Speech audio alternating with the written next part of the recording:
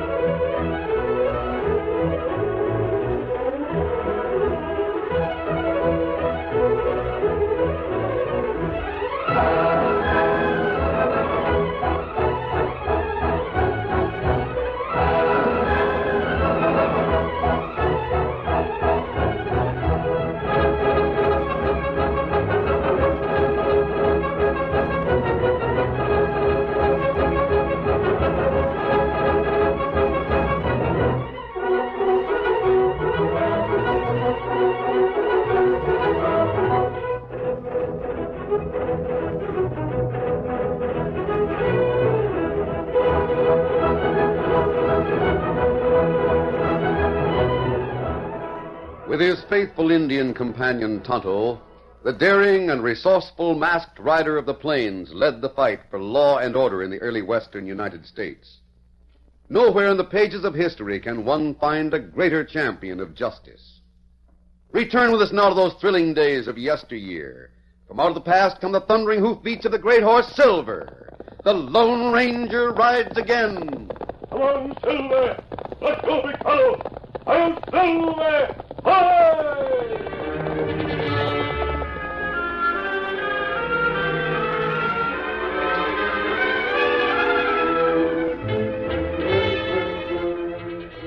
Border City was represented by a few stores, a cafe, and a two-story hotel. A tall man and an Indian reined up and dismounted at the hitch rail in front of the hotel. Wait right there, Tonto. The hotel was run down, badly in need of repair. The porch was without the customary row of chairs to accommodate visitors and townspeople. The tall man entered a dingy hall and crossed a threadbare carpet to the hotel desk. A slender girl whose eyes wore a nervous and almost haunted expression nodded without smiling. Yes? I'd like a room with 2 beds. I think all the rooms are taken. I was told to ask for number 7. Oh. Who told you to ask for 7? The girl who wrote a letter to the Padre. Her name is Nita Deming. You must have proof that the letter reached the Padre. That you came from him. I must know the letter didn't fall into wrong hands. Would a bullet be proof enough?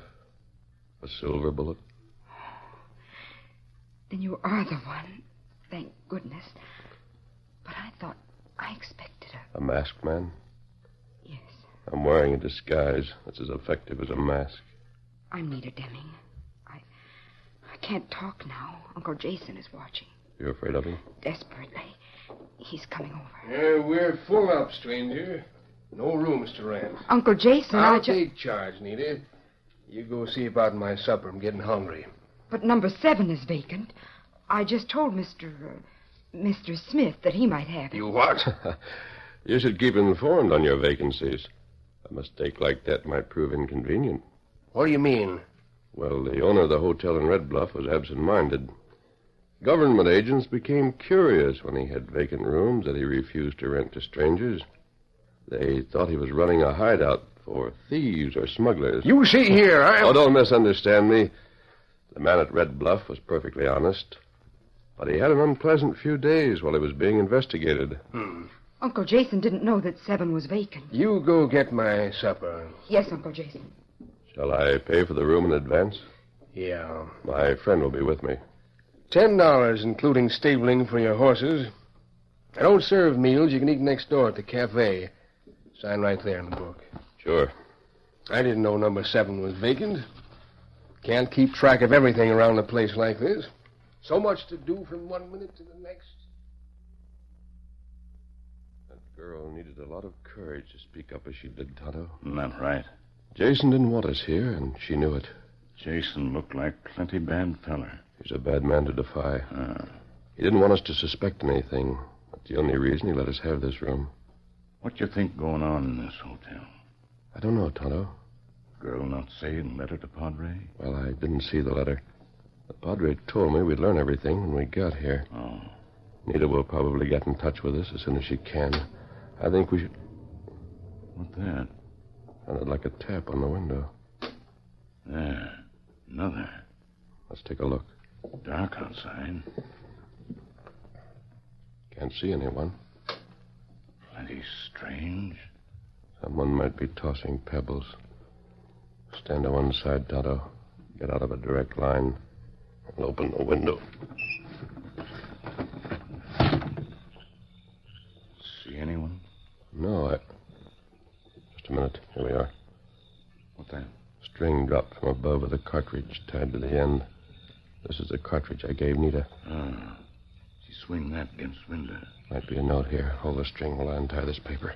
Maybe a girl in window right about. Probably. This may answer a few questions. What note say? She wants to know if I can climb a rope to her window. If so, she'll lower the rope fire escape. Give that string 2 tugs, Tonto. That's the signal. Yeah.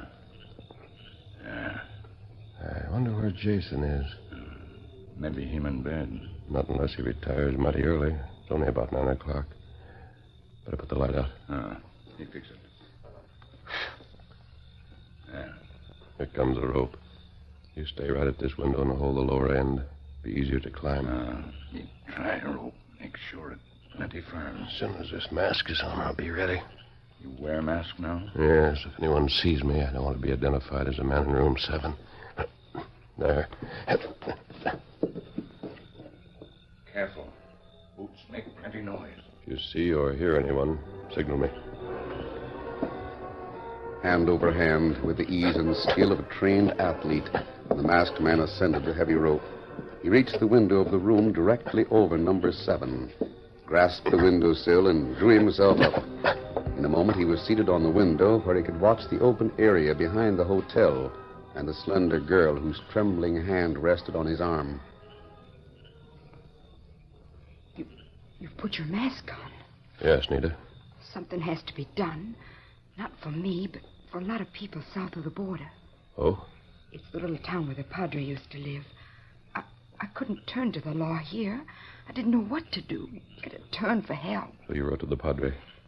I'd heard about you. Heard that you were the Padre's friend. You were my only hope. Perhaps you can do nothing. What's the trouble? Here's a newspaper.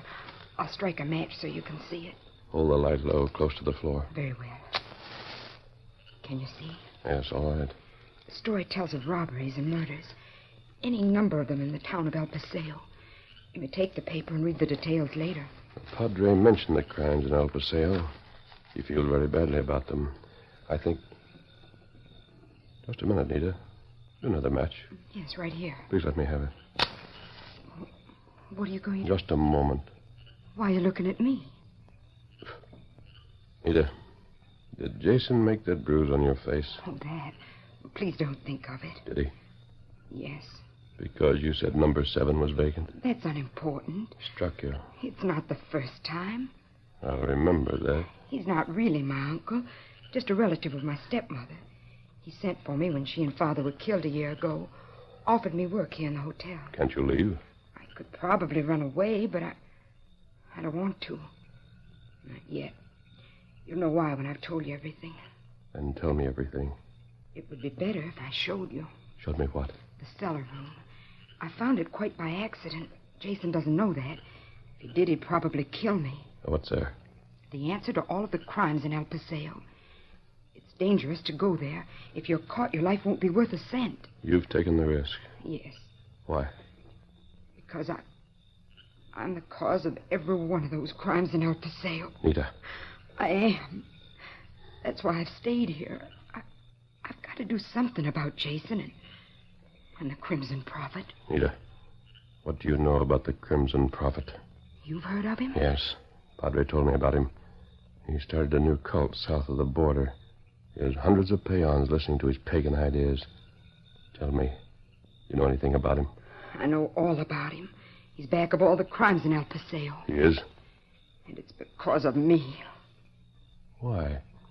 What have you to do with the Crimson Prophet? It's my ring. A ring made by my father that made the Crimson Prophet what he is. You'll know more when you've seen what's in the cellar of his hotel. Shall we start? You ready? Yes. I'll go down the rope and meet you wherever you say. I'll have to go down the rope with you. Oh, why? Jason has a heavy padlock on the door. He locks me in each night. He doesn't know that I can climb a rope. I'll go first. Tonto's holding the rope steady at the window below. I'll meet you on the ground beneath your window. Nita lowered herself with boyish agility. On the ground, shrouded by darkness, she was joined by Tonto and the Lone Ranger. Oh, how do we reach the cellar from here? Stairs go down from Jason's room, but we'll use the tunnel. Tunnel, huh? The entrance to the tunnel is in a tool shed near the stable. It's over this way. Come on, Tonto. Nita, you spoke of a ring. Yes, the ring my father made. Oh, what about it? My father was a chemist. He knew a lot about science, but mainly chemistry. Yes? He was experimenting with moss and potash and a number of other things. He made a compound that had magical properties. But what has that to do with the ring? He used some of that compound to make a ring. I know it seems unbelievable, but believe me, that ring was like magic. It was? Yes, I suppose it wouldn't seem so to a scientist, but poor, uneducated peons, like most of the people who follow the Crimson Prophet, would be impressed. They'd think the ring had supernatural powers. And the Crimson Prophet is using that ring? Yes.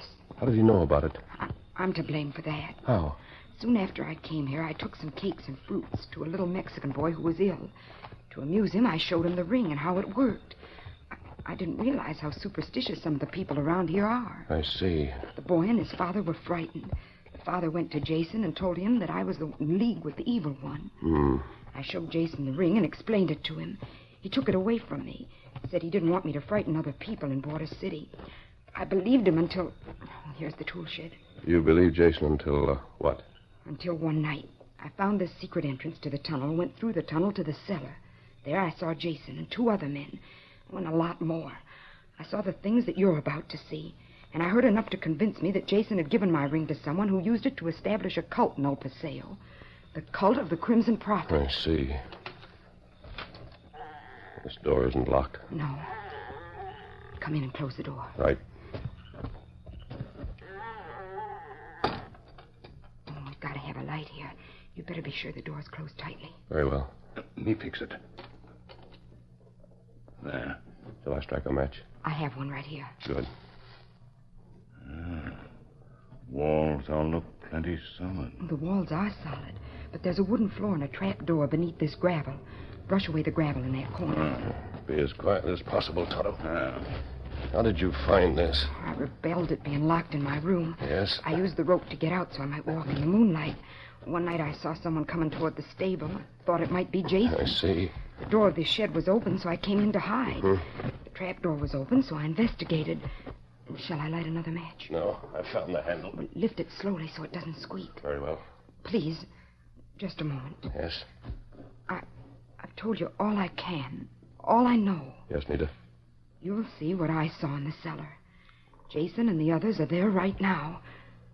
From now on, Lone Ranger, everything depends on you. Ready, Tonto? Me ready. And I'll open this. Careful. Can't help it. There. A faint light.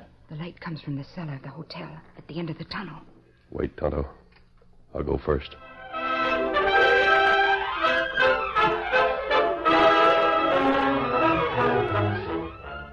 The curtain falls on the first act of our Lone Ranger story.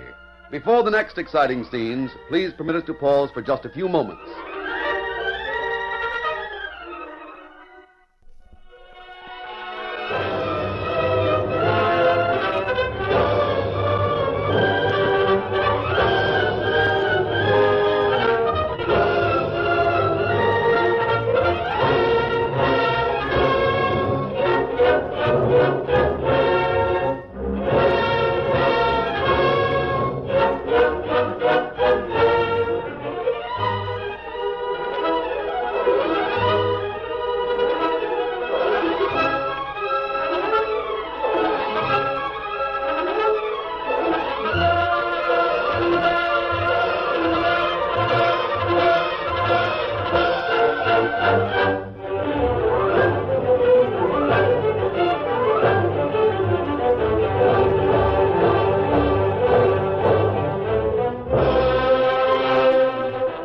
now to continue our story. Soundlessly, the Lone Ranger and Tonto descended stairs to the dirt floor of the tunnel. Ahead, they saw light slanting through the partly open door of a room in the storm cellar beneath the hotel. In this room, Jason stood before a wide table, upon which a glittering array of gold and silver jewelry, much of it set with precious stones, lay spread out. Two hard-faced men were there with Jason, watching as he opened a saddlebag. Is everything in this one saddlebag? Yeah. Crimson Prophet's been going after quality stuff this past week. Told the peons he didn't want no more heavy silver candlesticks and things. Told him to bring in gold and jewelry. Even so, there doesn't seem to be much in this saddlebag. You should be satisfied if there was nothing in it. Look at all the stuff you already got here.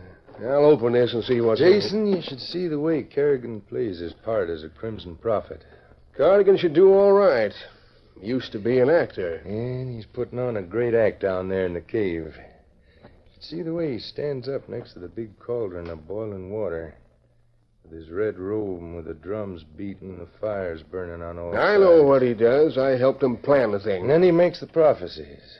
Tells what the weather will be, tells who'll be sick and who'll get well. Blackie, you stalling for time? Now, whatever gave you that idea, Jason? Let me have that saddlebag. Now, Jason. You two are acting mighty strange. I wonder if you've been holding out on the loot. We might as well let him know, Blackie. Yeah, the others will soon be What? here. This bag is empty. Yeah, that's right. Now, take it easy. Why? Now, put down that gun. Got to keep you quiet till the others come. What others? Jason, 2 other boys crossed the border with us. Who are they? Where are they now? They're somewhere in the hotel looking for the girl that owns the ring. You mean the one that did own it? Yeah. Now, see here. What right Hold have it, you... Jason. What's the matter with you? Nothing. Well, we've got to tell you a few things. First of all, we want that girl to tell us how her father made that ring. Then we want to know what makes it change color according to the weather. I told Cardigan about it. Yeah, we know what you told him. There's a chemical in the ring. Uh-huh, and when the air is dry and clear, the ring's blue. When there's rain in the air, it turns pink. Just like when the prophet passes it near the boiling kettle. We want to know more than that. The girl can't tell you. We'll find that out for ourselves. Seems to me you're being pretty high-handed, bringing other men here without my permission. We aim to do some other things without your permission. Getting a little big for your shoes, aren't you? Cardigan don't think so. Oh. So he sent the others with you. Mm-hmm. That's right, Jason. Just what do you intend to do? Or try to do? In the first place, we aim to take all the stuff on that table away from here. What? Steady, Jason. If you think I'm Shut gonna... up. Now, Blackie, put that gun down. Lead him, Finkel. Right. Here's his gun. See if there's any other weapons. Now, wait a minute, boys. Listen to me. Stand still while I search you. You can't double-cross me like Who this. can't? He's clean, Blackie. Why, this whole scheme was my idea. Jason, you ain't been doing your part. I have, too. I told Cardigan I'd maintain this place for a headquarters. I told him I'd see that everything he sent here was melted down and sold. You ain't done that. Everything's just we brought it here. Well, I'm working on the plans to get it melted. There's no use arguing with us, Jason. We got our orders. But I'm the one that's always given orders. Cardigan's taking your place. Cardigan. That He double-crossing... said there was no point cutting you in for half of everything, and he's right. But if it hadn't been for me and the ring I gave him and the idea... What else can you give? Well, nothing. That's the point. We got all we can get from you. Why, what are you going to do? Sorry, Jason, but we can't leave you and the girl free to squeal on us. Oh, you don't mean to kill us? We gotta follow Cardigan's orders. No. Orders are to kill you and set fire to the hotel. We're to take the girl back with us. Cardigan wants to talk to her. Now, wait, Blackie. Listen to me a minute. Let him have it, Blackie. Yeah. Hold it. Huh? Look there. Drop it, Blackie. Mask. I said drop it. Don't shoot. Take his gun, Tonto. Me get it. I don't know who you are, mister, but you've just made yourself a partner. You, Jason? You bet. Oh, no thanks. Get over there, all 3 of you. Face that wall. Do as he says for now, Finkel. Listen, stranger, where'd you come from? There's some rope, Tonto. Tie their hands behind their backs. Turn around there. Face the wall.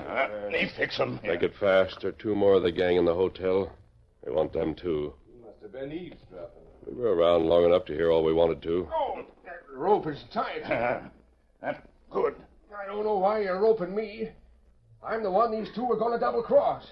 Now, if you let me go... All three of you are slated for the same trail. That hold this fella. The others, Tonto, hurry. Don't hurry. So, Don't fire, you'll hit the girl. Nita. Drop the hardware. Cover the redskin, Butcher. He's covered. My gun's on the table. Now heist him.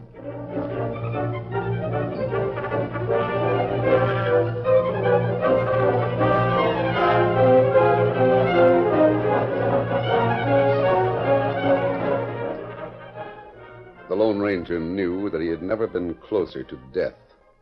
He knew that 4 of the men in the room were killers. They'd come to the hotel for the express purpose of killing Jason and capturing Nita Deming. They'd refrained from shooting momentarily only because of their obvious desire to ask questions. The masked man was quick to grasp the situation. He had acted instinctively in dropping his gun to the table instead of to the floor. Split seconds might be saved in bringing the weapon into play if he had a chance to act. He saw that Tonto was closely watched, that Nita was gagged, and Jason tightly lashed to a nearby seat. One of the men snatched the Lone Ranger's second gun from its holster and dropped it on the table beside the other. Then one of the 4 men spoke. Oh, where's the masked critter? You know as much about him as I do. Came through that same door. Where's it go? Opens into a tunnel. Tunnel goes to a tool shed near the barn. You can take the gag off the girl now, Butcher. Right. How'd you find the place? We went to the girl's room, busted the lock, and found the room empty. The rope fire escape dangling out of the window. Oh. We went out the window, and Butcher saw someone near the tool shed. We snuck up and got the girl. Inside, there was a trap door that brought us here. There's a gag. Oh, I'm sorry. Nita, have they hurt you? No, but they've captured you, and it's all my fault. Who is this masked man? Well, I'm registered by the name of Smith in room 7 of this hotel. Oh, you are, eh? So you're Smith. What about that, Jason? How's it happen you let someone get into the hotel? I couldn't help it. Couldn't help it? Oh! You needn't slap me when I'm tired. How's it feel to be slapped, Jason? How do you like it? What about Jason, Blackie? Should we leave him roped? Yeah, and you can also tie the masked man, the Indian. Tie the girl, too, while you're at it. Why not shoot him and let it go at that? Yeah, Blackie, we don't have much time. We're doing El Paseo at midnight. I know that. The prophet wants us there for a big meeting. We'll be there. First, I want some information. These critters know about our plans. There might be others that know. That's so, We better rope him like Blackie said. Now, wait a minute. First, I want to see this man's face. Take that mask off. You want it off, Blackie? You take it off. All right. I can do that. Blackie, don't get too close to him. If he's fast enough, You're right. Hey, look out! Let me go! Hey, boy! One side, Blackie. Let me get a shot at him. Here, you take him. Look out! Follow up, Tonto. Here, Butcher. Hey, Sneed! Oh, I'll show you. Try it. behind you. Me got him. Finkel's got his gun. Oh, I'll kill you for this. Hold her, Sneed. You too, Finkel. Watch that one, Tonto. He's trying to sit up. Maybe not hit him hard enough first time. That's better, Tonto. Oh, you were wonderful. Here, Anita. Take one of my guns and help us watch them. Have to bandage those wounds on Sneed and Finkel. You may think you've got the whip hand now. Let me see your arm. Don't bother. They've got to patch you up before we leave. Untie me. Let me help handle these double-crossing skunks. I'll deal with them so you won't have to bandage no wounds. You've done your last dealing, Jason. Well, Nita, honey. Tell him I'm your uncle. Tell him that I I'm told them all about you. We're going to leave the 5 of you right here while we cross the border to attend the Prophet's meeting at midnight. Fix those ropes so they won't get loose, Tonto. Well, you fix them.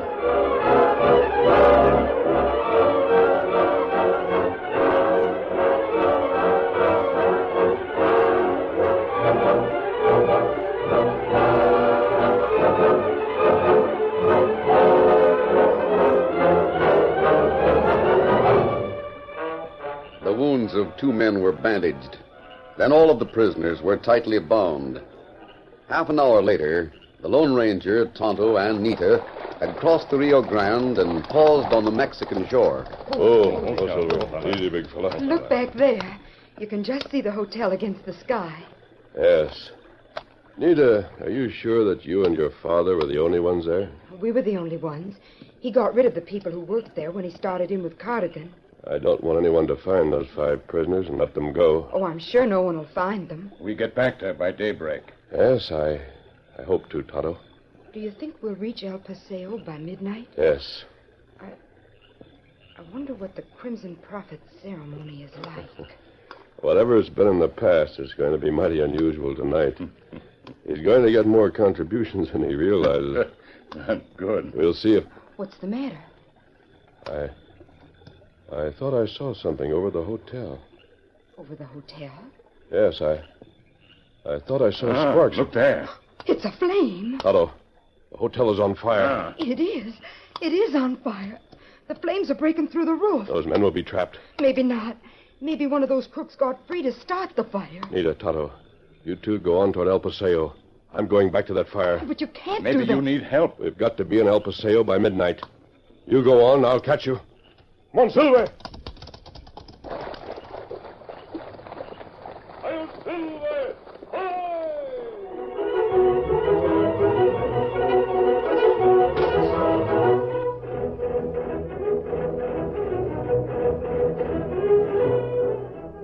The weird rites of the Crimson Prophet and the strange aftermath of the hotel fire make thrilling drama in the next episode of The Lone Ranger.